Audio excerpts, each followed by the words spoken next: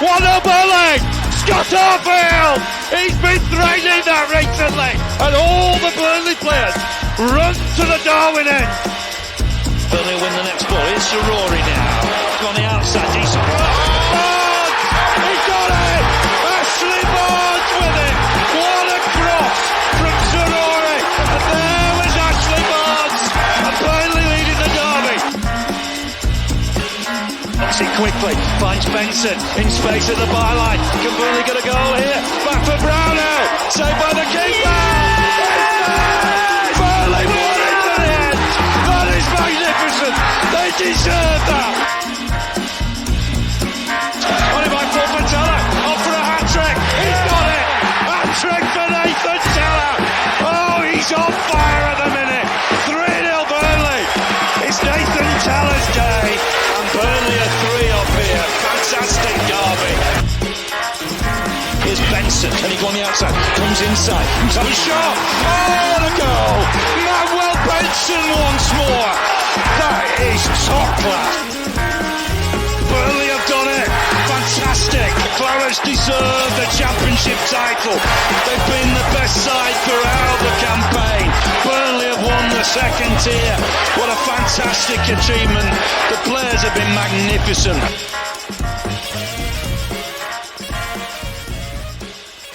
Yes, hello everybody and welcome along to the latest episode of the Turfcast podcast pre-game show with me, Joe Redmond, ahead of a dreaded trip to the Etihad. We know it's got to be done at some point, and unfortunately it is this game coming up. As you can see, I've got Big Steve, City fan. How you doing, mate? Yeah, I'm good, thank you. Thanks for having me on.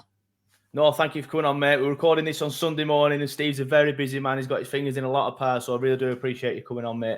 Thank you for coming on. But before we get started, though, I just want to speak to you all about our pre-game show sponsors, Green King Sports, with 2024 upon us, which means a packed schedule of FA Cup, AFCON, Asia Cup, and, of course, Premier League and EFL action. So why not beat the January Blues away and watch every single game with the atmosphere it deserves down at your local Green King Sports pub. Don't settle for a dodgy stream. If it's on the telly, it's on at your local Green King across their huge HD screens. And remember, if you download the Green King Sports app, you'll receive 10% off every single drink whenever there's a game on the TV. Their venues offer a range of low and no alcohol options too, so there's plenty of options for anyone doing dry January. But Steve, talk to me about City's season so far then. Outside looking in, it looks pretty standard. Slow start, but now the City juggernaut is just getting going and probably going to romp you to the league as usual. Well, I hope so. Obviously last season was unbelievable. To win the treble was fantastic. We lost some big players in the summer. Riyad Mahrez, Ilkay Gundogan, Emerick Laporte, etc. The feeling was, obviously, we had the Super Cup coming up and the World Club Cup. Can City maintain it? There's an awful lot of games. They've not really had a break, etc. Yeah. And we had, obviously, Kevin De Bruyne injured. So I think the plan for us was just to be there or thereabouts and try and get everybody fit. We now find ourselves second. Kevin's fit. Erling's coming back. So as a City fan at the minute, from where we are, it's a brilliant position to be in. We've just got to make sure, we start one of them runs again that we do more or less around this time every year. We seem to put a run together and start picking up the wins. And I think that's just at the beginning now. So I'm happy where we are. Yeah, like I said, outside looking in, it looks like that run is just about to start. What is it with them runs? Like, why do you think City constantly go on them? Is it just the fact that you just got, world-class players all over the pitch, a world-class manager, and a mentality thing? It just seems to happen every single year, doesn't it? I think it's all three. I think obviously Pep is Pep. There was a documentary on BBC One the other night about him. The guy's a genius, you know what I mean? The mentality he's brought to the club and the players he's brought to the club, obviously the standards are so high. So they won't let it slip. And the players have just got that knack about pulling together at the right time and starting to crank the pressure up on the other teams, you know what I mean? Arsenal last season, as you've seen, started like an express train. Nobody on the blue side was worried. They got a bit carried away, thought we were out of it, 8-9 behind. And then I told them all what was coming, and then in the end we started to turn the pressure up, and it all fell apart. So we're up against a different Liverpool team than Arsenal. I do believe that Liverpool can get over the line. I do believe that the news of Jurgen Klopp he should be a massive motivation for the players and the fans to get them over the line. So I am expecting a really, really tough title race now. Yeah, I was going to ask you about that. I was going to ask you who you fear the most. I think you've obviously explained there that it is Liverpool, and especially with the news of Jurgen. I mean, it can go either way. It can see a bit of a drop-off, but I think it'll go the other way. I think they'll be more inspired and want to do it for Jurgen, sort of thing. Are you confident then that you can beat Liverpool to the title, or are you a little bit worried about Liverpool? No, I've got to be confident. I mean, every time we've gone toe to toe to them, bar one season, we've beat them. You know what I mean? We've took it to the wire, and if they do start lighting a bit of a fire underneath themselves, it sort of gets us going a little bit as well. I think Pep thrives off the fact that Klopp is so good as a manager. So I'm expecting a tough one, but obviously I'm going to back my team, so I think we'll do it. Yeah, no, to be honest with you, I think you will as well. Just looking at the Premier League table, though, excuse me, you are 5 points behind them at the minute with a game in hand, though.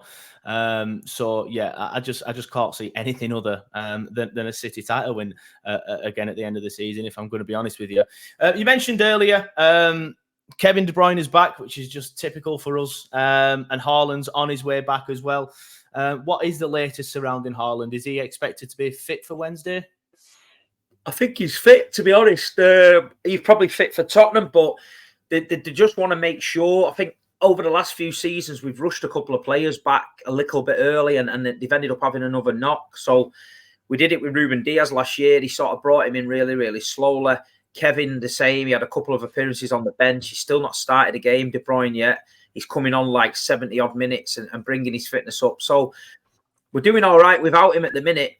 Obviously, he's fantastic and we need him. But I wouldn't be surprised to see him on the bench. Maybe see him on the bench on Wednesday night and maybe just come on for a couple of minutes. Yeah, and what about Kevin? I know he's back, and I know he played against Newcastle and scored against Newcastle as well. Is he expected to start, or do you think you'll rest him against a lesser team in Burnley? I think he might be the same. I think he might just get 20 minutes. He's saying he's not ready to go full on yet. He came on the other night after about 65. So, yeah, I wouldn't be surprised if 50, 60 minutes, Kevin De Bruyne comes on. Yeah, fair enough. Any other injuries, suspensions that we would need to know about, or would go in our favour? We need something against you boys. John Stones, he's not played for a few games. He's fit though. Again, he's sort of knocking about, so he might get a few minutes. But no, at the minute we're in good shape. To be fair. Yeah, that's a shame for us, isn't it? That is a shame. It's a running joke in Burnley, though, isn't it? And I know you're quite local as well. I think it's Rosendale, isn't it? You said yeah. You lived to me before. Yeah. So obviously you'll know a lot of Burnley lads and stuff. So you'll be aware of the running joke around Burnley and City, just constantly stuffing us every single time. How do you view the Burnley games? You must just think like, we've got to get this out of the way, get it done, try and score 6, maybe 7 this time. Like you just seem to win comfortably every single time. Yeah, to be honest, yeah, it is. I mean, the last game, not the one this season, the one last season when you were flying. And obviously, I felt a little bit embarrassed for Vinny on the touchline near the end. I think City didn't really want to crank it up. But I just think that was just obviously, you're not playing an average team, you know what I mean? And at the Etihad as well, it's a fortress. And, this season, first game of the season, Burnley did okay, I thought, in that game. You know what I mean? I thought they pressed us as better than anyone's really pressed us. But obviously, City are ruthless. You know what I mean? I've seen teams look like they're going to get something against City, and then within the space of 10 minutes, it can be all over. You know what I mean? So, listen, I like you said, I live in Rosendale, so I'm surrounded with Burnley lads. I've got nothing but admiration for Burnley. Vincent Kompany, I've spoke to him many times, and his wife. I consider them as probably friends of mine, and it's another different season for you guys. And there's probably a lot of City fans probably look to Burnley's result second nowadays. Obviously we want Vinny to do well. There's no animosity between the teams, so I keep an eye on Burnley quite a lot, to be fair. Yeah, no, you mentioned Vinny there as well, and the job that he's done. Obviously, last season and this season are completely different. a lot of people, me included, like I said on the overlap with you, I thought we would stay up. I genuinely did not see us to be this poor this season. What are your thoughts on the job that Vinny's done, including this season? Like, I know this season's difficult, but obviously everything he did last season, he turned it all around. He did a fantastic job this season, then probably had a bit of a learning curve this season, did make a few mistakes earlier in the year. He's getting better, I think, as a manager and as a team. We are getting better. But yeah, a bit of a learning curve this season, isn't it, for him? I think everyone would agree. I think he did too well too early. I think he had a plan. Yeah. He probably didn't expect himself to go and walk the Championship and end up landing in the Premier League a couple of seasons too early. He's tried to put the team together, but I just don't think they were ready. I think they've had a bit of a shock. If they can manage to stay up, I think next season there'll be a far better team, better players, and I think I don't think you'll go down. But even if you do go down, looking at your squad, I think you're well equipped to bounce back, and maybe a season down there again, regroup and come back. I think you come back a totally different animal, and you're better prepared for it. I think last season, you played fantastic football in the Championship. You were well ahead of the curve. Everybody couldn't, no one could live here. But when you get to the Premier League, it's different. I find a lot of Championship teams struggle with the pressing game in the Premier League now. This pressing game, a lot of teams play the high intensity in that. I think in the Championship, a lot of the teams don't ever get to that level, or maybe 3 or 4 games a season, they get up there. The Premier League, literally every game, whether you're at Luton, Forest, anywhere, the intensity and the standard of football is so high and so technical. It's tough, man. It's tough. I agree. I do think we've struggled with the intensity. I think we've struggled with teams just constantly pressing us, and that's why we've made so many mistakes at the back. But like we said, I do agree with you. A season down there, I think we'll come straight back up. There's a few people saying we won't, but I think we will when you look at the players that we've got. And even if we lost a lot of the players, look at how many players were brought in at the start of last season that Vinny used and did well citing quality. And I think if we're in that position again, I do think we'll be fine. Obviously, you mentioned earlier, I do want to go back a little bit. You mentioned earlier the World Club Championships. I know you're a well-travelled man. I've got you on Instagram and stuff like that. I saw that you were out there. How was that? How was watching City? Because I know you've been around since the Division 2 days, or say all your life, but you was there in the Division 2 days, and now watching him to go to where they are now, that must have been special. Oh, it was fantastic. I mean, the treble last season, the pressure as well, especially when you're doing the content and you're constantly dealing with videos online and people, you're going to bottle it, you're going to do this. And then we got United in the FA Cup, which is horrible because to go to FA Cup anyway, you're nervous. And to have United and then thinking that they could end this treble dream and all that. And then we're moving on to Istanbul. We didn't really celebrate United. We were straight to Istanbul and won that. And then to go out to Saudi, I didn't really know what to expect from Saudi Arabia. I can't lie, you know what I mean? You heard different stories and things like that. But I tell you what, from the minute I landed there to the minute I went home, it was just a non-stop celebration of football. There was no alcohol involved around the stadium, so the atmosphere and everything was just like a party atmosphere.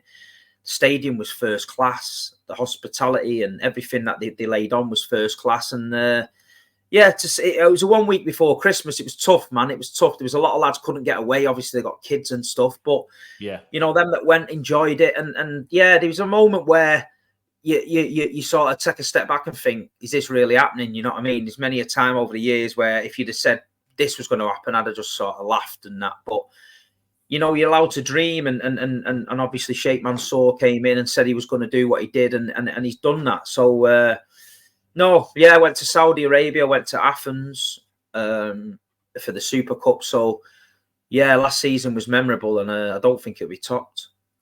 That exactly was my next question then. Obviously, City is still on pretty much all fronts except the League Cup. How do you top last season? Like you said, you just said there you think it can't be. So where do you think the players found the motivation as well? If you as fans are saying, that can't be topped.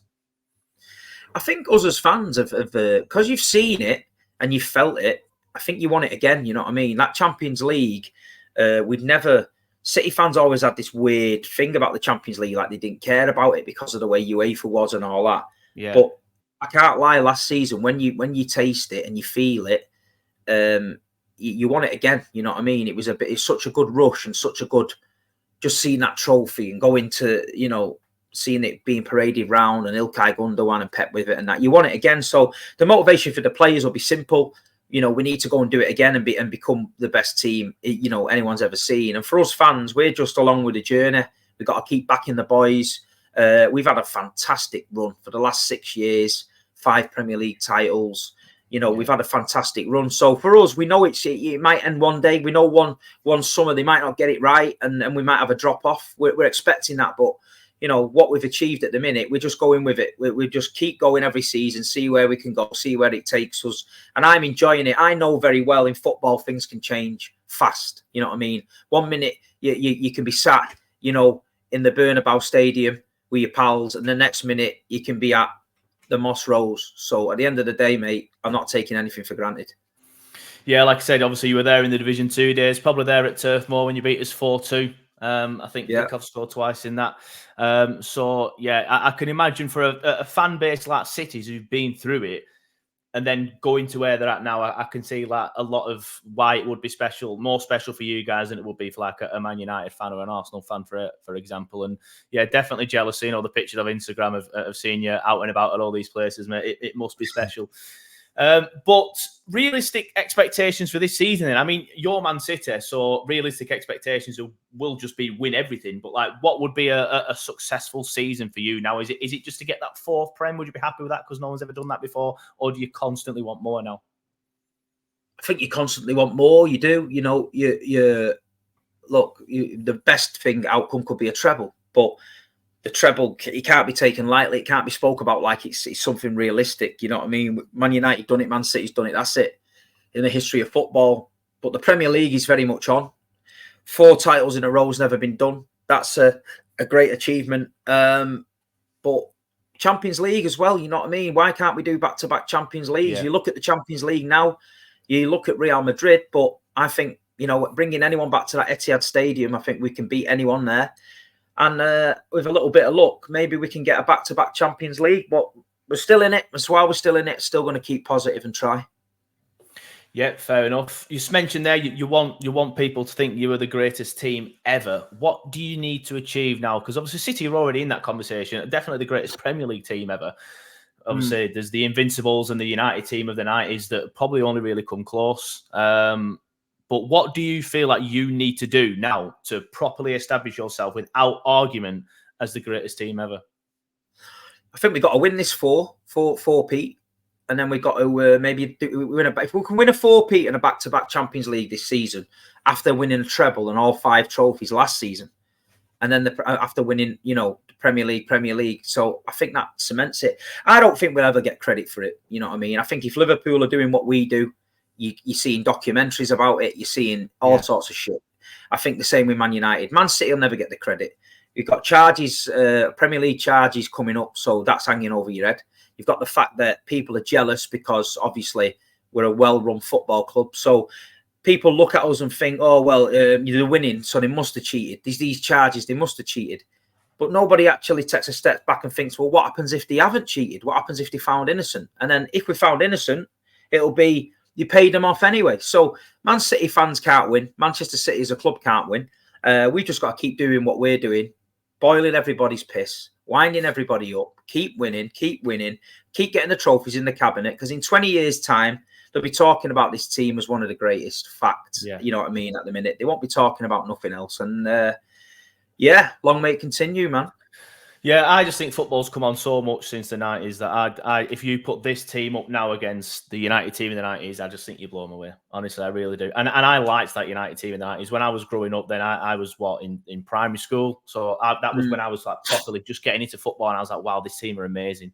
And same with the Invincibles as well. I was like 14, 15 then, and again, you know, really into football. I was like, wow, they're incredible. But I think you put this City team against any of them two, and I do think you beat them both comfortably.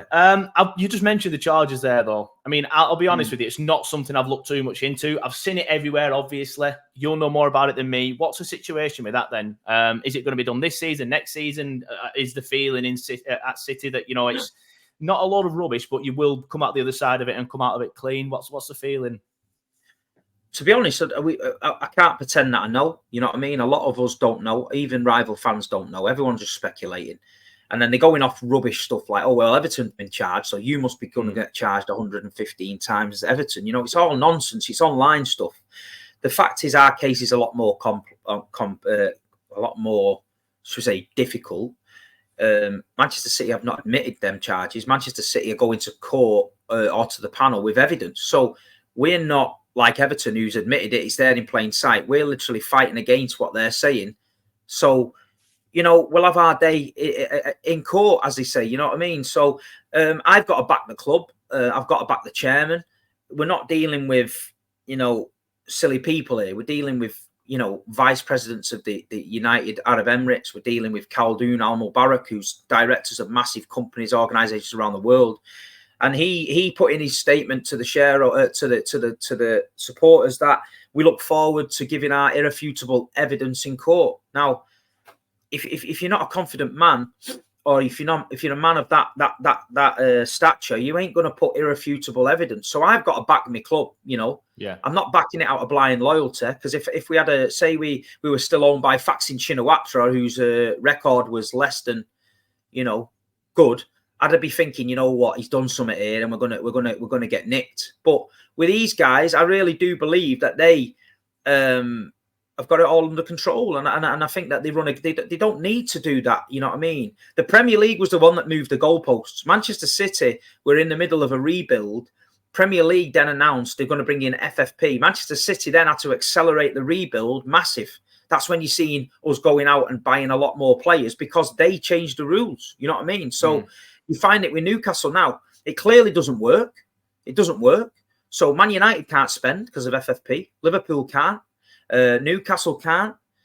Burnley and Forest, all these teams are now looking over the shoulder with this profit and loss thing. So what they've tried to do with this, I don't know. It's backfired massively.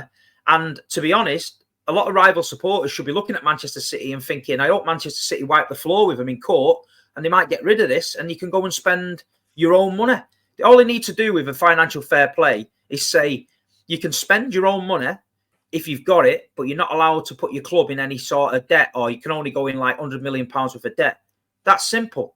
Man United can be 800 million in debt and spend more than Burnley, who don't owe a penny. How does that work? You know what I mean? Yeah. It's definitely going to be interesting to see what happens in court for City and for the wider footballing landscape, because I think if, like you said, if anyone blows them out of the water, it could set a precedent, and then FFP could be gone.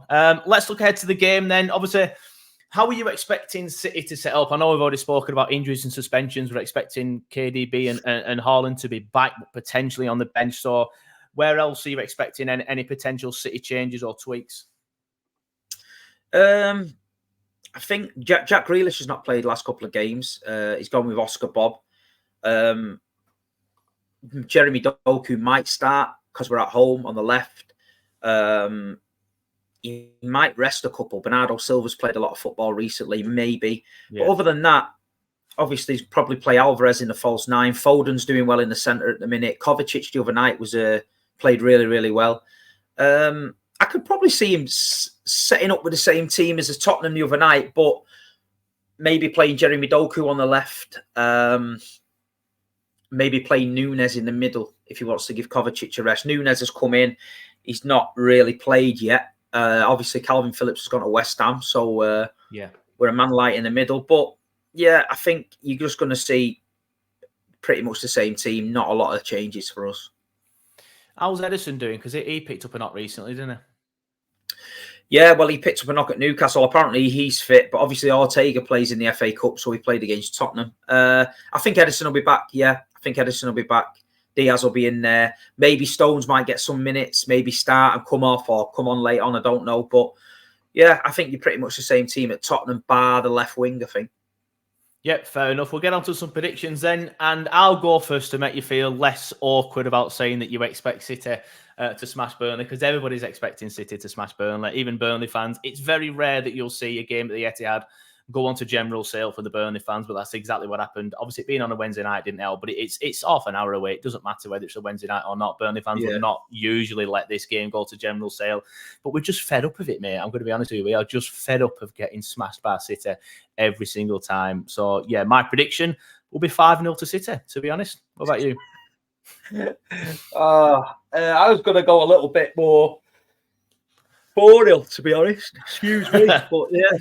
I thought, yeah, I mean, that's not me being disrespectful. I just know that at the Etihad against Burnley, we do. And the thing is with Burnley, they're their own worst nightmare sometimes. With Vinny as well, he's going to come, he's going to stick to his morals, he's going to try and play football. Probably 30, 35 minutes, you're probably going to be in it. You know what I mean? And we've just got to make sure then them teams play into our hands, I'll be honest. You know what I mean? The better football you play, the more ruthless we are. If you come and stink the joint out, put 5 at the back and dig in and 2 banks of 5 and work hard, it's very difficult for us to get through. But, I think Vinny's his own man. I think he's got his philosophy in his head. He doesn't change it for anyone. And some games you're gonna win and you're gonna get great results with it. Some games you're just gonna have to take it on the chin, I think. And I think Wednesday night it's just a hoodoo for Burnley. But yeah, I think we'll win 4-0.